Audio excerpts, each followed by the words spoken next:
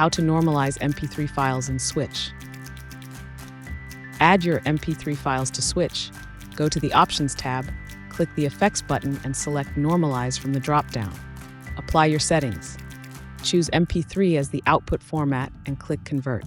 Continue watching this tutorial for more details on how to normalize MP3 files in Switch. Start by adding your MP3 files to Switch. You can drag and drop them into the program or use the Add Files button. Go to the Options tab, open the Effects dropdown and select Normalize. In the settings, adjust how your audio will be processed. Set the maximum volume using peak level percent or peak level decibel. Lower decibel values provide more headroom and help prevent distortion. Under Method, choose how normalization is calculated, such as simple peak, RMS, or perceived loudness. If you aren't sure how to modify the settings, select a preset from the list. Click Apply once your settings are ready. Next, choose your output folder by entering a path in the Save to Folder field or clicking Browse. Then, select MP3 from the Output Format dropdown.